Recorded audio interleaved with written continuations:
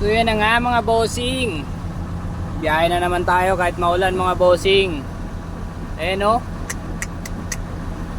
Ang sarap humiga pag ganito yung panahon. Tapos may konting ana-ana.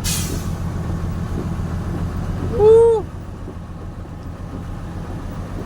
Ayan mga bossing, dito na ulit tayo ngayon sa Pier Subic. After 1 week, nakabiyahe na ulit tayo.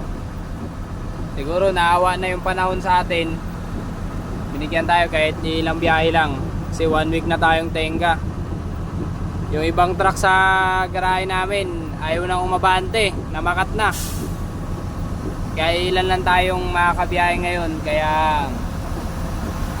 salamat at pinalad pa rin tayo. Yan, ride safe mga bossing. Shoutout sa inyo. Tandaan lang tayo sa kalsada at madulas. Yan, wala pa rin tigil ang bagyo. Shoutout mga bossing.